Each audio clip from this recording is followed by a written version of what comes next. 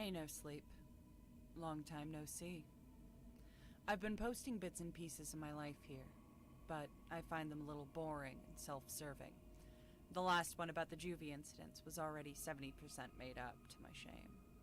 So today, I'll post a recipe instead. This is not creepypasta, at least not yet, and I'm writing it from a train in the New York City area. What I'm about to share with you today is one of the many relatively safe ways in which you can access, not quite enter, a place I call the shadow side. And its effectiveness depends on how seriously you take me. Your mileage may vary. Refer to title. I won't tell you that you shouldn't be afraid of the shadow side. Chances are, you've already seen it after all, and merely think it was just a reoccurring dream. I will tell you there's no need to be ignorantly afraid of it, though. There's a difference. Ignorance fuels fear, and fear can give that place a lot of juice to run on. You have to be big on preparation if you want to try this. It's like skydiving. If getting it right on your first try is something you're not good at, then this is not for you. If you do drugs or alcohol the night of the event, you're going to have a bad time. If you're going through some serious issues in your life and are not feeling mentally or spiritually stable, or if you're just doing this to escape, you're going to have a bad time. And if you don't follow my instructions, particularly the multiple backups I'll give you, which, trust me, are there for a reason, you're going to have a bad time. The name of this game is The Three Kings, by the way. Ingredients: a very large, empty, and quiet room, preferably without windows. If windows exist, you need to be able to cover them and ensure total darkness. Basements usually work well if they're roomy enough. A pack of candles. You'll only use one if all goes well. And a lighter. A bucket of water and a mug. A fan. 2 large mirrors, like the one on your dresser. Don't worry, they won't be harmed.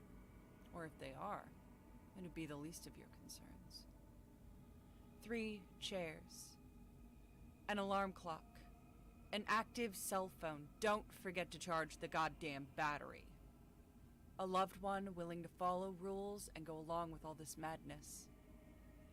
And a small toy or dear object from your childhood. Start setup at around 11 p.m. Place 1 chair in the center of the room facing north. This is important. Place the other 2 chairs exactly to the left and right facing your throne. The distance between your throne and that of your queen and fool should be about the length of your arm to each side, more or less. Place the 2 large mirrors on the queen and fool chairs left and right of you, facing you and each other.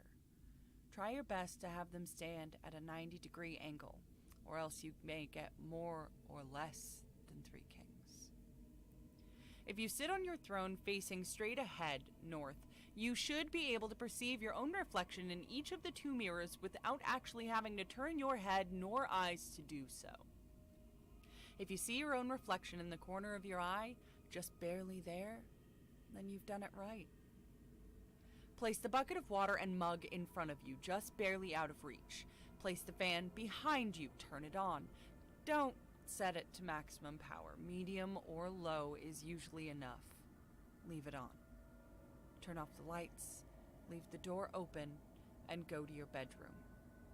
Set the candles by the side of the bed, next to a lighter, your alarm clock, and your cell phone. Leave it charging. Set your alarm clock for 3:30 a.m. Turn off the lights and sleep while holding your power object. Get some rest. Showtime. Wake up at 3:30 a.m. with your alarm clock. Turn it off, but don't turn on the light. You have exactly 3 minutes to light your candle, grab your cell phone, and make your way to the dark room to sit in your throne. You should be seated by 3:33 a.m. Don't forget your power object. Check for potential red flags. If your cell phone didn't charge for whatever reason, abort the mission. If the alarm didn't go off at exactly 3:30 a.m., abort the mission. If you find the dark room door closed, remember you left it open. Abort the mission. If the fan is turned off, you left it on. Abort the mission. Side note, if you have to abort the mission due to any of the above, leave the house with your loved ones. Go to a hotel or something. There's no need to run. You have time to grab a jacket and your keys and whatnot, but leave.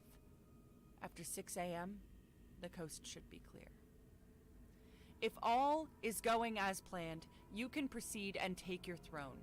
Do not look directly at either of the two mirrors beside you.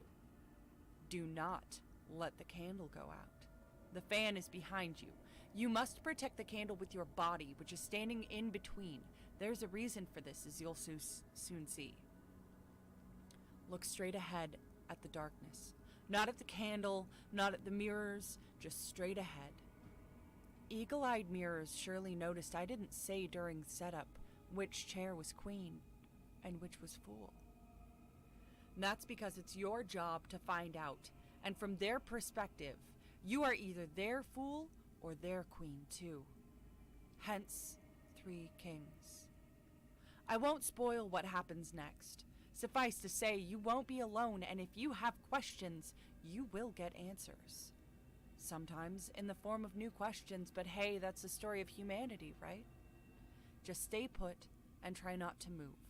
Again, do not look directly at the mirrors nor the candle, just straight ahead, trust me. Don't chicken out either. You need to wait until 4:34.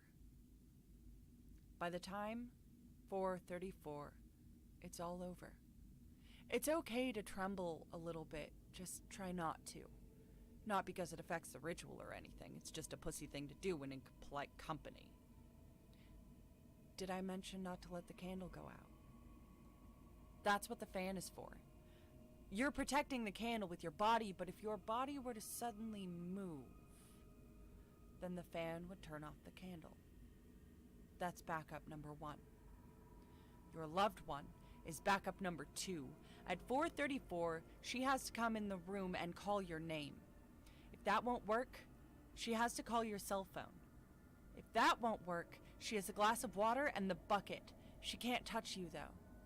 That's a newbie mistake. Backup number 3 is your item of power, the toy or locket or whatever object of strength you brought along for the ride. It'll show you the way if shit hits the fan. Multiple backups. You gotta be like a Boy Scout if you do these things. If you half-ass it all the way so that it won't work. Worst you can do is take it seriously enough for it to work, and not seriously enough to be prepared for the consequences. If in doubt, refer to title.